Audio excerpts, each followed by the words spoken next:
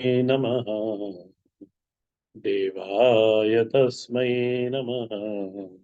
समस्तजनकल्याणे निरतं करुणामयं नमामि चिन्मयं देवं सद्गुरुं ब्रह्मवेद्यम्। हम लोग 7वें अध्याय पे थे और 7वें अध्याय के 22 श्लोक तक हमने कर लिए थे। सतया श्रद्धया युक्तः तस्य आराधनम् ईहते लभते च ततः कामान मया एव विहितान हितान। जहां तक मुझे तो स्मरण में है कि हमने 22 कर लिया था, नहीं करा था। अच्छा ठीक, तो 21 वाला। हाँ ठीक। तो देख लें, 22 भी देख लेते हैं। 21 वाले को फिर एक बार रिवाइज करके 22 की भूमिका बन जाएगी। यह यो यो याम याम तनुम भक्त श्रद्धया अर्चितुम इच्छति तस्य तस्याचलां श्रद्धाम तामेव विदितामि अहम।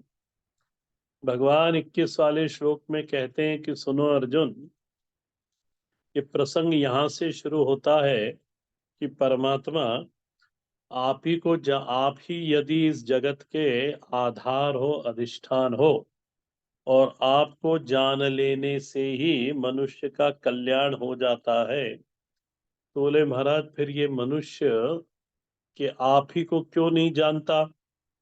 क्या कारण है कि वो इधर उधर भटकता रहता है? भगवान ने वहां से प्रसंग उठाया और श्लोक नंबर 20 से ये प्रसंग शुरू हुआ और इसमें उन्होंने कहा भगवान कहते कामस्तैते ऋतज्ञानाः प्रपद्यन्ते अन्य देवता। बोले मनुष्य अनेक कामों के अंदर, कामनाओं में धंसा पड़ा हुआ है। भोग की कामना चाहिए या ये कामना चाहिए, वो भोग ही है, भोग ही चाहिए, भोग के द्वारा अनेक कामनाओं के अंदर ग्रसित है, धंसा हुआ है। और इस कामना जब बुद्धि में रहती है, बुद्धि में एक ही चीज रह सकती है, या तो कामना रहे या तो निष्कामता रहे, तो ज्ञान की स्थिति बनेगी। तो जब बुद्धि में कामना रहती है ना, तो इसलिए भगवान ने दूसरा शब्द लिया ऋतज्ञाना। उसका जो ज्ञान है ना, वो चोरी हो गया। किसने चोरी कर लिया? तो उसका विवेक चोरी कर लिया कामनाओं ने।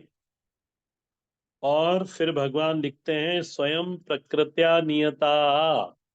वो अपने, प्रकृति का यहाँ पे अर्थ हुआ स्वभाव, प्रकृति का अर्थ हुआ वासना, प्रकृति का अर्थ हुआ इच्छा।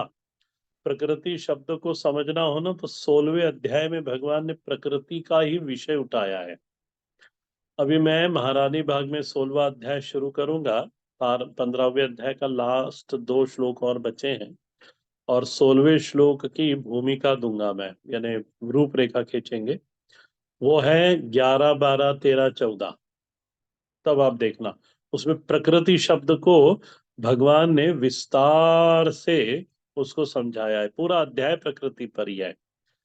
तो तैतैर काम ऋतज्ञाना स्वस्या प्रकृत्या नियताः। वो अपने प्रकृति के द्वारा प्रेरित है, नियंत्रित है, और इसके कारण वो तम तम नियम आस्थाय अन्य देवा प्रपद्यन्ते। और अपनी कामनाओं के अनुसार जिन जिन देवताओं की उपासना वो कर सकता है, उस उपासना के बारे में फिर बोले वो उसके उस देवता के शरण जाता है जो उनकी वो कामना पूरी कर देती हैं। वेदों के अंदर इस तरह से बहुत सारी उपासना और उपाय बताए गए हैं कि किसके करने से क्या फल की प्राप्ति होती है। आप कभी अग्नि पुराण सुनिएगा, उसमें हर एक चीज के लिए कहाँ कैसी आहुति देना, किसकी आहुति देना, और कौन सी कामना आपकी वहां सिद्ध हो जाएगी, वो सब उसके अंदर दिया है। क्योंकि आजकल मैं अग्नि पुराण पढ़ रहा हूँ, तो उसके अंदर वो पढ़ने को मिलता है। और फिर आगे भगवान ने कहा कि देखो अर्जुन, यो यो याम याम तनुम भक्ता श्रद्धया अर्चितुम इच्छति। तो जो वह व्यक्ति अपनी कामना को लेकर जिस देवता की शरण में जाता है, उस देवताओं के प्रति, अच्छा अन्य देवता का अर्थ मैंने बता दिया था आपको। भगवान भाष्यकार ने लिखा था स्वरूप अतिरिक्त जिसकी भी उपासना हो रही है वो अन्य देवता के अंतर्गत आते हैं। यहाँ तक कि पंच देवता जो हमारे वैदिक सनातन धर्म में पंच देवता की उपासना कही गई है, ये भी अन्य देवता के अंतर्गत आएंगे। भगवान भाष्यकार की परिभाषा देखना, उन्होंने कहा आत्मा अतिरिक्त यदि कोई किसी दूसरे की उपासना करता है तो बोले वह अन्य देवता है। यदि आपके सामने भाष्य खुला हो तो मैं आपको यहाँ अन्य देवता वासुदेवात् आत्मनः, वासुदेव शब्द का अर्थ करा आत्मनः अन्य देवता, अन्य देवता का ये परिभाषा करेगी। वाह भगवान वासुदेव माने अपनी स्वयं की आत्मा, इसके अतिरिक्त यदि आप किसी और देवता की उपासना करते हो तो पंच देवता उसी के अंतर्गत आते हैं, त्रिदेव उसी में आते हैं, तो वो फिर क्या हो, वह अन्य देवता हो गए। फिर भगवान कहते हैं कि यदि आप अन्य देवता की शरण में जा रहे हो किसी कामना को लेकर, तो उनके प्रति जो श्रद्धा का वर्धन है ना तुम्हारे हृदय में, वो श्रद्धा मैं ही उनके तरफ बढ़ाऊंगा आपकी। ये 22वें श्लोक का विषय है। और फिर जब आपकी श्रद्धा उन देवता के प्रति बढ़ जाती है, तब आपको जो कामना के को लेकर आप प्रपन्न हुए हैं, वो कामना मैं ही वहां बैठकर पूरी करता हूं, अन्य देवता के रूप में और कोई नहीं है।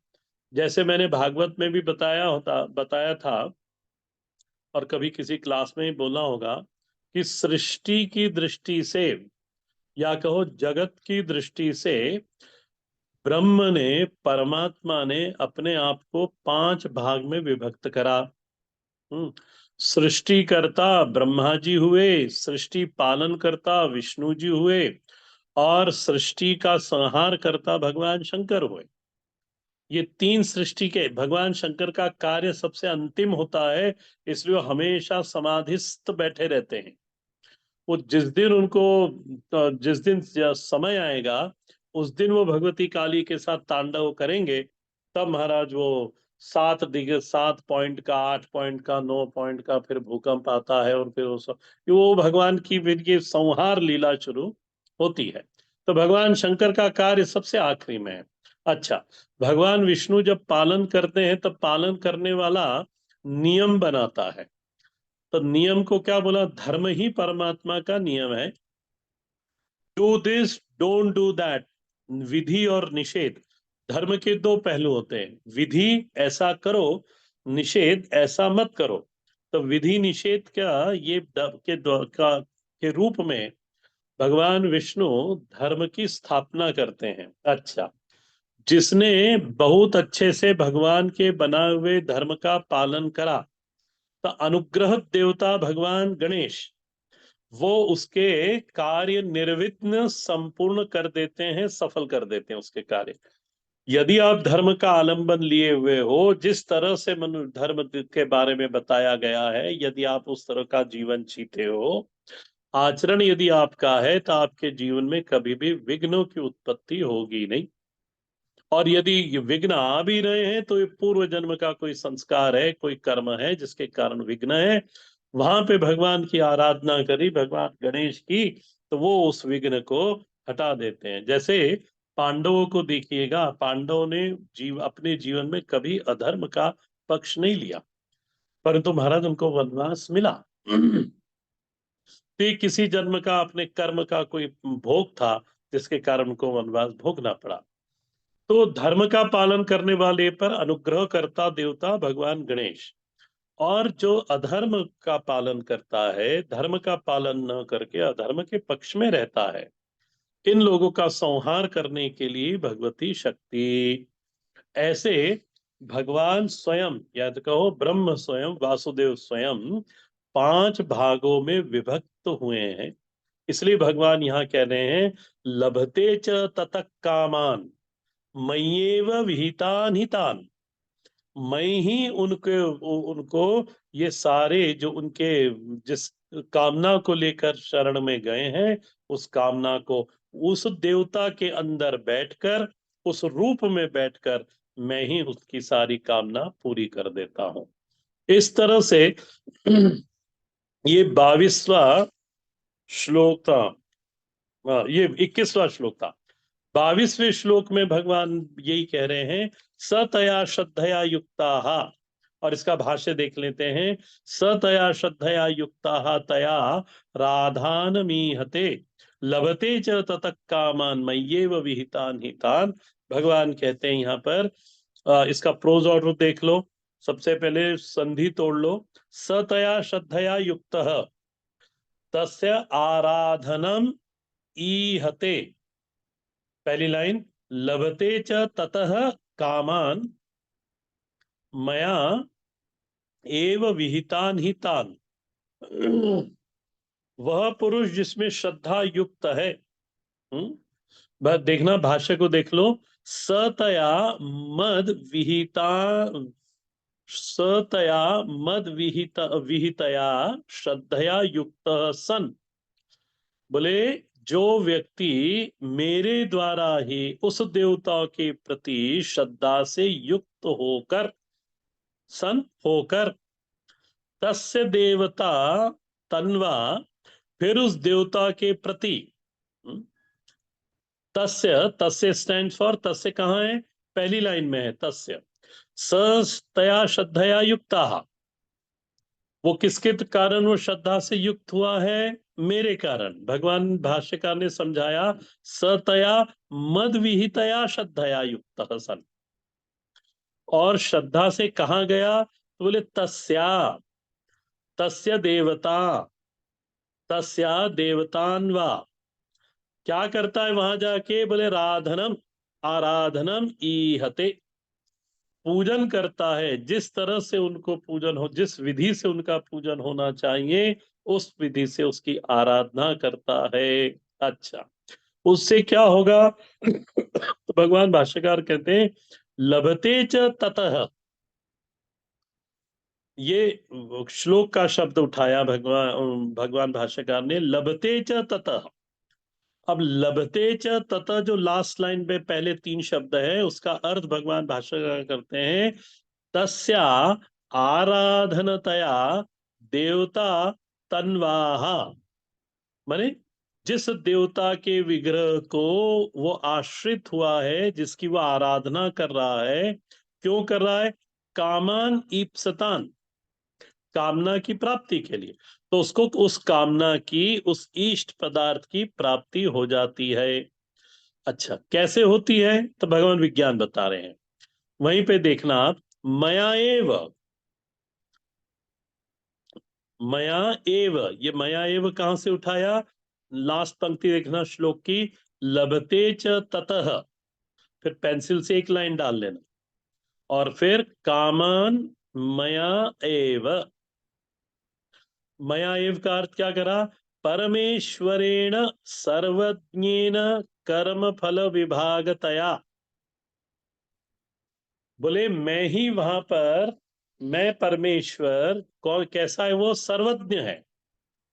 और वहां पर मैं कर्म फलदाता के रूप में उपस्थित होकर, और कौन सा विभाग उन्होंने हाथ में लिया? तो कर्म फल विभागन्यतया, यानी उनके कर्मों को देखकर, उसकी श्रद्धा को देखकर, उसकी पूजन को देखकर, उसके हृदय के अंदर जो भोग प्राप्ति की इच्छा है उसको देखकर, बोले विहितान निर्मितान, अवश्य रूप से विहितान निर्मितान, तान ही, या, तस्मात् एव भगवता विहितान कामाः, तस्मात् तान, यानी जो भोग उसने परमेश्वर के इच्छा के द्वारा निश्चित किए थे, ये निश्चित कराने वाला भी परमात्मा ही है, ये भी याद रखना।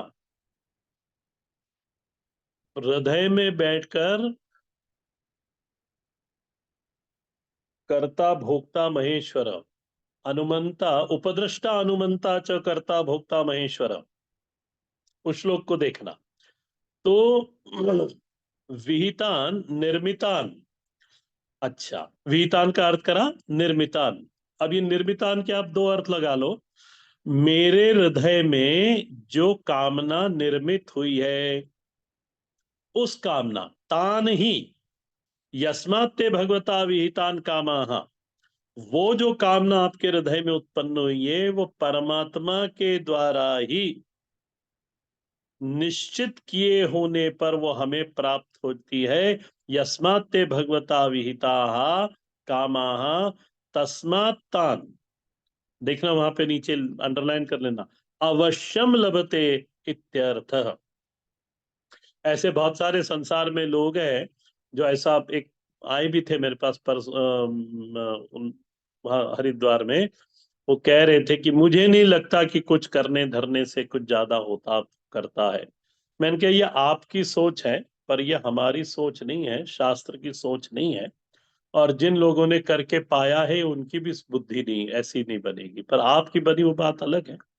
पर यहाँ पर अंडरलाइन इसलिए करने को बोल रहा हूं, अवश्यम लभते इत्यर्थ, कि जिस कामना को लेकर आप परमात्मा की, जिस देवता की आराधना करते हो, उस देवता के रूप में भगवान श्री कृष्ण स्वयं, परमात्मा श्री कृष्ण स्वयं ही उस कामना को पूरी कर देते हैं।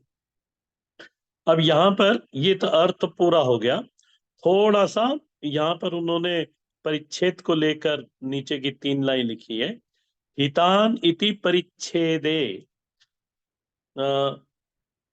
हितत्वम कामान उपचरितम कल्प्यम नहीं कामाः हिताः कस्यचित्।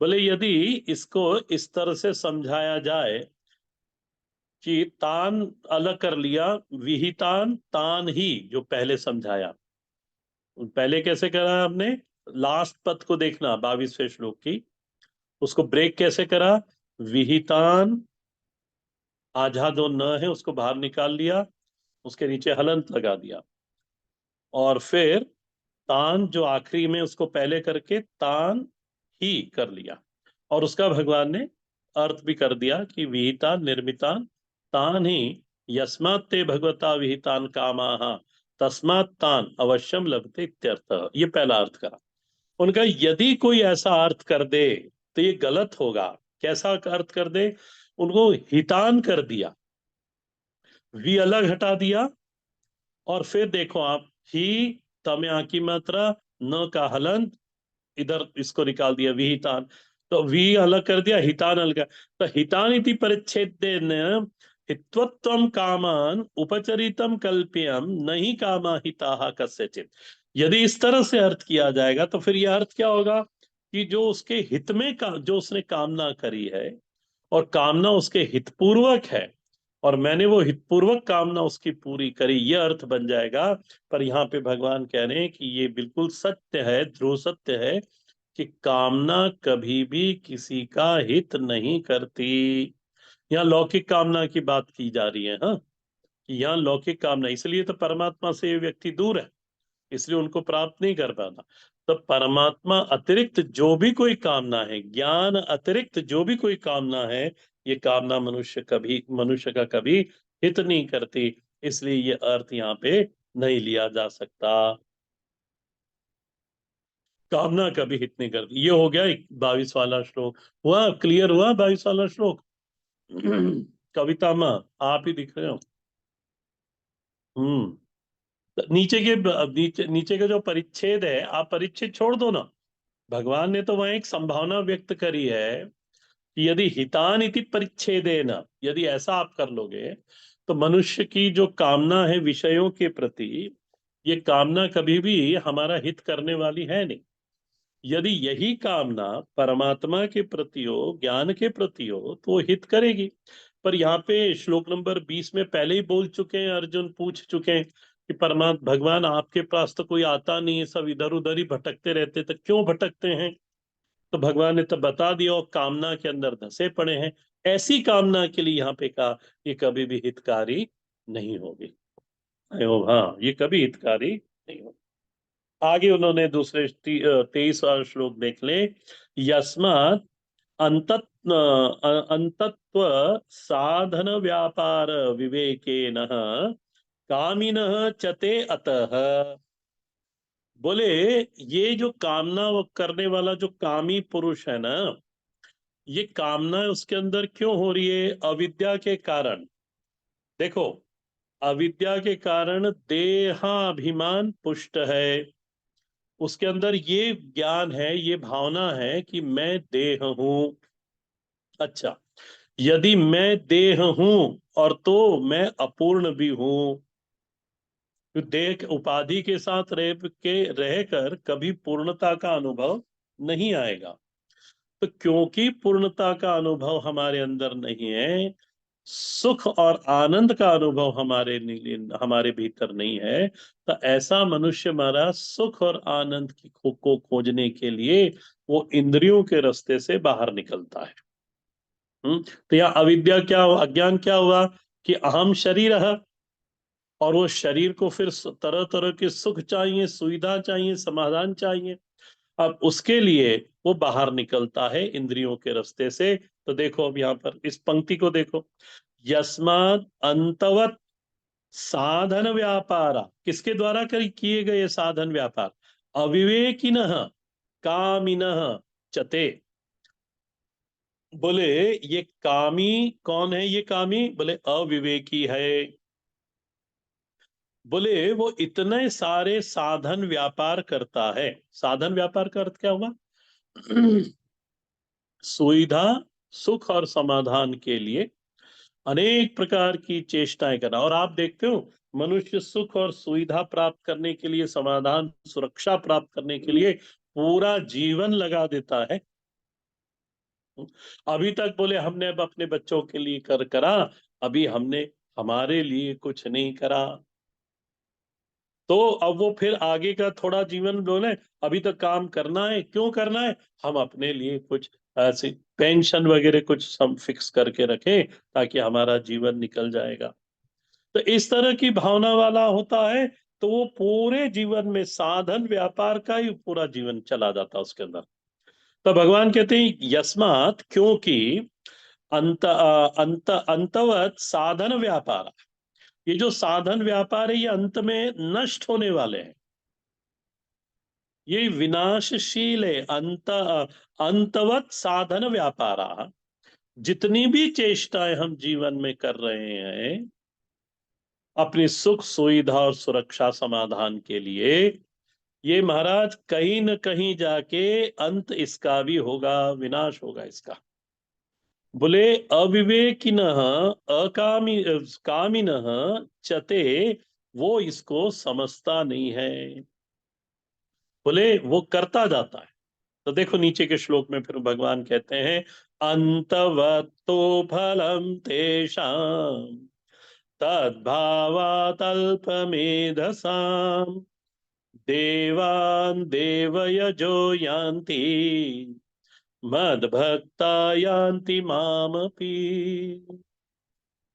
भाष्य के देख लें एक बार, फिर मैं प्रोज ऑर्डर बताता हूं। अंतवत विनाशी तो फलम तेषाम तद्भवति अल्पमेधसाम अल्प प्रज्ञाम देवान देवयजो यान्ति देवान यजन्ति इति देवयजः ते देवान यान्ति मद्भक्ता यान्ति मामपि एवं समाने अपि अयासे एवं समाने अपि आयासे मामेव न प्रपद्यन्ते अनंत फलाय अहो खलु कष्ट वर्तते इति अनुक्रोधम दर्शयति भगवान। अब देखो श्लोक को, मैं इसको समझाऊंगा, श्लोक को देख लो एक बार आप। कौन सा श्लोक था? अंतवंतु फलम तेषाम, अंतवत तु फलम तेषाम ततः भवति अल्पमेधसाम। तू परंतु, तू स्टैंड फॉर परंतु, तेषाम अल्पमेधसाम, ये अल्प बुद्धि वाले हैं। इसलिए भगवान ने वो संबंध पंक्ति के अंदर उनको अविवेकी कहा, और यहाँ पे भगवान स्वयं कहते हैं अल्पमेधसाम, अल्प बुद्धि वाले लोग हैं। उनको ये समझ में कभी नहीं आएगा कि तत्फलम अंतवंत भवति, जिसके लिए वो इतना आयास कर रहे हैं, सुबह से लेकर शाम तक पूरी जीवन खपा दिया, परंतु ये सब महाराज आखिरी में कहीं ना कहीं खत्म ही होने वाले हैं, इसका नाश ही होगा। आखिरी में हाथ में आने वाला कुछ भी नहीं है। भगवान आगे कहते हैं, प्रोजोडो देखना, देव यजः, ये नीचे की लाइन का है, देवयजः देवान यान्ति मद भक्ताः माम अपि यान्ति। अब देख लो, भाष्य से समझ लो इसको। पहली पंक्ति पहले बोला, बोले अंतवत विनाशी तो फलम तेषाम। जो भी कुछ इन्होंने देवता की आराधना से प्राप्त किया हुआ क्या बोलते हैं फल है, आखिरी में महाराज उसका अंत होगा ही। आज नहीं होगा, कल होगा, कल नहीं होगा, 100 साल बाद होगा, होगा तो ये समझ जाओ सबसे पहले कि अनित्य जितने भी पदार्थ प्राप्त हम कर रहे हैं प्रयत्न के द्वारा, वो कि सारे की सारे खत्म होंगे। अंतवत विनाशी तो फलम तेषाम। यहाँ एक बात ऐसी समझना कि देखो, शरीर को चलाने के लिए चाहिए तो वस्तुओं की, पैसे की, अर्थ की जरूरत पड़ती है, खूब पड़ती है। और हमारे यहाँ स्वयं की जो हमारी योग्यता है उसको इनकैश करने के लिए कहीं मना नहीं किया गया। आप खूब करो अपने आप को, पर सत्संग कभी मत छोड़ना। एक महात्मा जी थे, हैं अभी भी, वो कहते हैं कि 10 रुपए कम कमा लेना, पर जीवन में सत्संग मत छोड़ना, यानी किसी न दिन तुम जाग जाओगे। और चलो, संसार में काम शरीर के चलाएं उसके लिए काम करते हुए भी तुम उस कर्म को कर्मयोग बनाकर, जब तुम्हारा कर्तव्य कर्म पूरे हो जाएंगे तो तुम ये परमात्मा की ओर अभिमुक्त जरूर होगे। तो इसलिए पुराने लोग देखना, वो सत्संग नहीं छोड़ते थे। साप्ताहिक हो, दैनिक हो, पाक्षिकी हो, मासिक हो, सत्संग जरूर कर। ये एकमात्र जो मार्ग है ना, ये मनुष्य के कल्याण का एकमात्र मार्ग है सत्संग। शास्त्र यदि आप पढ़ सको तो बहुत अच्छा, नहीं तो कोई जो योग्य है, शास्त्र सच में जैसा शास्त्र है वैसा पढ़ा रहा है, अपनी मन की बात कहता नहीं है, ऐसे के पास जाके शास्त्र के बारे में क्या लिखा है, हमको किस तरह से जीवन व्यतीत करना चाहिए, नहीं 100% आप जीवन वैसा व्यतीत कर सकते तो 50% तो हम कर ही सकते हैं। वो तो हमारे हाथ में, सुबह जल्दी उठना हमारे हाथ में है, भगवान को प्रणाम करके करना, बड़े बूढ़ों को प्रणाम, इस तरह से मनुष्य अपने आप को ठीक कर सकता है। और ये भी वो जान रहा है कि जो मैं कमा रहा हूं ये सब इसका नाश होगा, ये निश्चित है। पर इस जो मेरे कमाए हुए से मैं वो धन कमाऊंगा, नाम जप का धन का, क्योंकि धर्म करने के लिए भी धन चाहिए। तो ऐसा मत समझना आप कि सब कुछ के लिए हम मना करा, मना नहीं करा, आप जाग कर काम करना चाहिए संसार में। तो भगवान कहते हैं कि देखो, अंतवत विनाशी तु फलम तेषा। आप जो एक माला करोगे ना, सीताराम सीताराम सीताराम की, ये माला, ये इसका कभी नाश नहीं होगा, ये बढ़ता चला जाएगा, बढ़ता चला जाएगा। और जिस जन्म में आप कभी आगे गए तो ये माला का जो फल है ये आपको प्राप्त वहां पे भी होता रहेगा।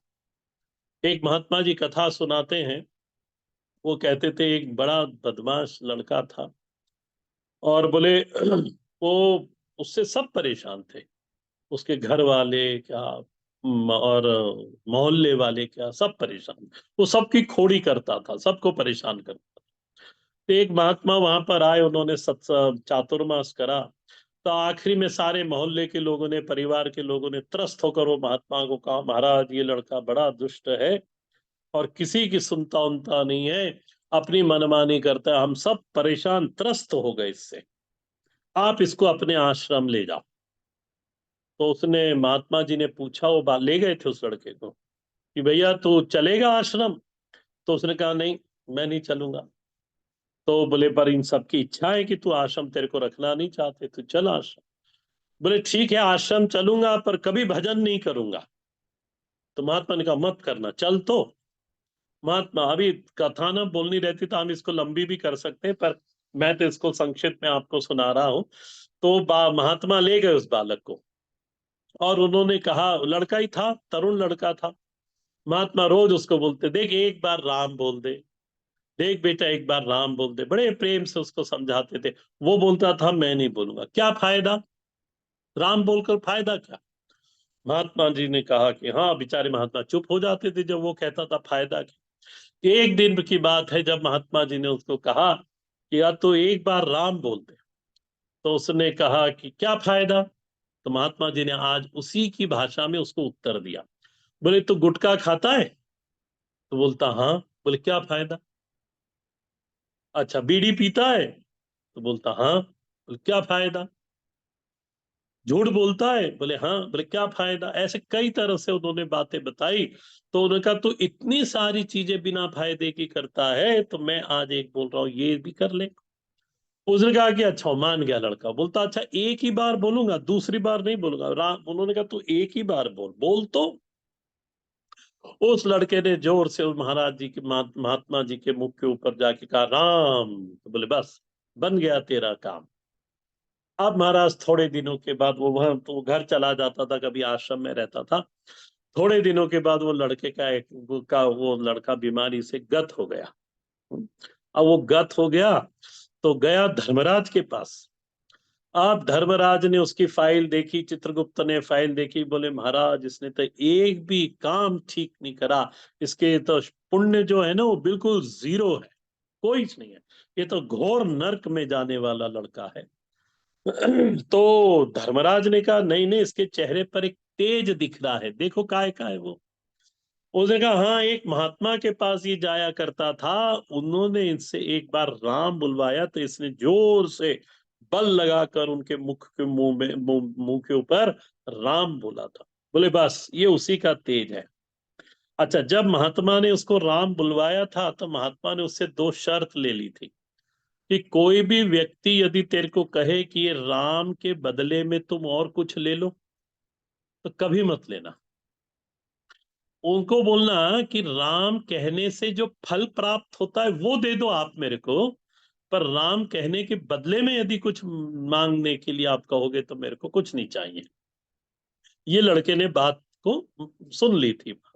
अब वही बात उनको धर्मराज ने उसको सामने बुला के कहा कि देख बेटा, तूने एक बार राम बोला था। तो उसने कहा हाँ बोला था। बोले इसके बदले में तेरे को क्या चाहिए। तो बोले इसके बदले में कुछ नहीं चाहिए मैं, इसके फल के रूप में मेरे को क्या मिलता है सो आप दे दो। अब उन्होंने कहा एक बार राम नाम लेने से क्या फल होता है। धर्मराज ने कहा आज तक ये निर्णय तो मैंने करा नहीं। बोले फिर क्या करें। बोले ब्रह्मा जी के पास चलो। ब्रह्मा जी के पास गए तो ब्रह्मा जी ने कहा कि महाराज हम तो चारों मुख से नाम लेते रहते हैं, आज तक हमने ये कभी सोचा भी नहीं, विचार भी नहीं करा, न कोई नियम बनाया कि एक बार नाम लेने का क्या फल है, तो मालूम नहीं हमको तो। उनका फिर क्या करें। तो बोले शंकर जी के पास चलो जो दिन भर राम राम रटते रहते हैं। कैलाश पे गए। अब आगे आगे आगे धर्मराज, पीछे चित्रगुप्त फाइल लेकर, पीछे वो लड़का, उसके पीछे ब्रह्मा जी चले कैलाश। अब वहां गए, वहां पे भगवान शंकर ने कहा कैसे आए, सारा वृत्तांत सुनाया। उन्होंने कहा कि महाराज हम तो दिन भर भगवान राम का नाम लेते रहते हैं और हमको न फल की इच्छा है न कोई इच्छा है, हम तो बस नाम लेते हैं, आप ये प्रश्न हमसे मत पूछो, मेरे को कुछ भी नहीं मालूम कि एक बार नाम लेने से क्या होता है या जीवन भर लेने से क्या होता है, मेरे को न फल की इच्छा है न मेरे को इस पे विचार करना है। वहां तो झार बात पूरी खत्म हो गई। अब ब्रह्मा जी सिर खुजाए, धर्मराज बड़े परेशान। बोले अब जिसका नाम है उसी के पास चलो। तो गए साकेत धाम भगवान राम के पास, और राम ने कहा कि बताए भाई कैसे आना हुआ सबका। सारा वृत्तांत सुनाया। उन्होंने कहा कि हाँ। बोले नाम नाम आप ही का है, धर्मराज ने कहा। तो भगवान राम ने कहा हाँ, नाम तो मेरा ही है। तो बोले अब ये वो लड़का है जिसने एक बार राम नाम लिया था, अब इसका क्या फल होगा हमें तो नहीं मालूम, आप ही बता दो। तो भगवान ने कहा भाई नाम मेरा है पर फल के बारे में मेरे को नहीं मालूम। तो अब सब एक दूसरे का मुख देखने लग गए। बोले ऐसा करो आप सब जाओ। तो ब्रह्मा जी बोले अब इसको इसका क्या करें। राम को पूछा भगवान राम से, फिर इसको क्या। बोले इसको ऐसा करो, इसको मेरे पास छोड़ दो और आप सब अपने अपने धाम चले जाओ। वो जो लड़का था तो साकेत धाम रह गया महाराज, भगवान राम के सानिध्य में। और बाकी धर्मराज धर्मलोक चले गए, ब्रह्मा जी ब्रह्मलोक चले गए। भगवान कह शंकर भी आए थे सुनने के लिए, और भी देवता आए थे कि भाई ये नया ही कुछ एक प्रसंग है, इसका निर्णय क्या होता है, और भगवान राम ने क्या निर्णय करा।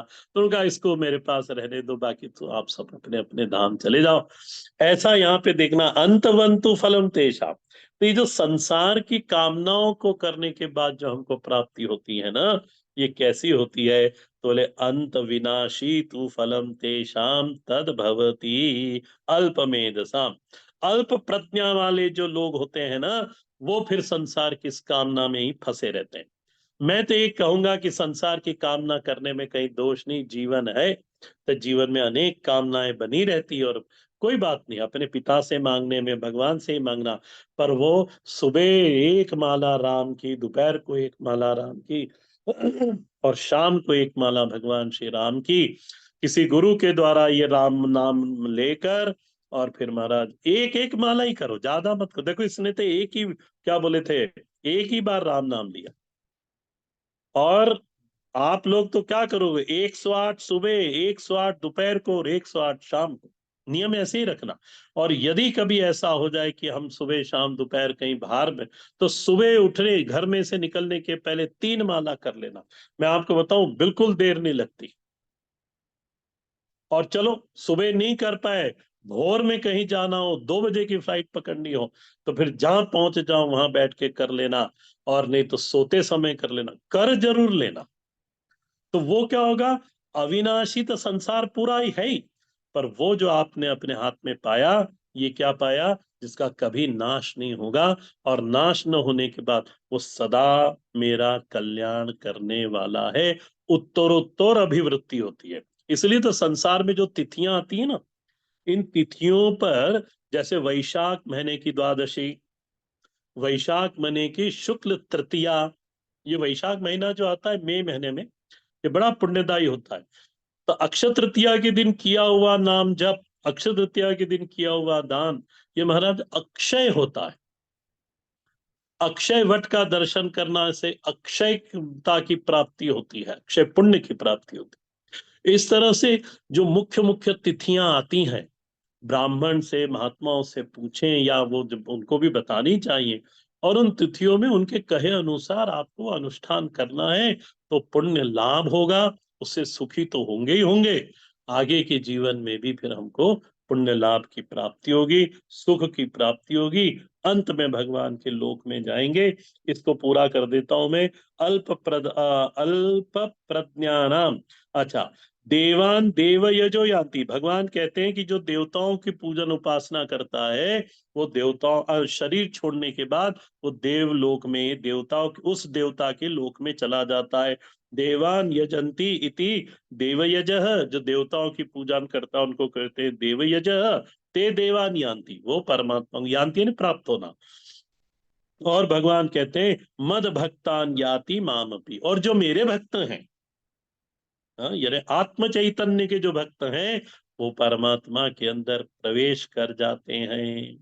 एवं सम, भगवान यहाँ दुखी हो रहे हैं नीचे की पंक्ति में। हाँ, भगवान भाष्यकार कह रहे हैं एवं समाने अपि आयासे मामेव न प्रपद्यन्ते। बोले जो आयास वो संसार में, यानी हम तो पढ़ते हैं पढ़ाते हैं, उसमें इतना ज्यादा आयास नहीं है जितने जो लोग फैक्ट्री चलाते उतना आयास है। भगवान कह रहे हैं कि एवं समाने अपि आयासे। तो अब शास्त्र पढ़ना भी कठिन ही है, तो शास्त्र पढ़ते हैं गुरु जी के साथ में रहकर, अनुशासित होकर, और संस्कृत इत्यादि पढ़कर, ये भी एक आयास है। परंतु महाराज वो संसार की कामनाओं को पूरा करना, वो भी कम आयास नहीं है। तो एवं समाने अपनी आयास है, एक जैसा ही आयास है। मामेव न प्रपद्यन्ते। ये संसार की कामनाओं को प्राप्त करने के लिए, विषयों को प्राप्त करने के लिए आयास करते हैं, पर मेरे को प्रपन्न शरणागत नहीं होते। अंततः भलाय, अनंत भलाय। बोले, और आखिरी में फल कैसा प्राप्त होता है? बोले जो नाश होने वाला फल है, वही बोले इनको प्राप्त होता है। अहो खलु कष्ट वर्तते। और बड़े बड़े दुख की बात है। इति अनुक्रोधम दर्शयति भगवान।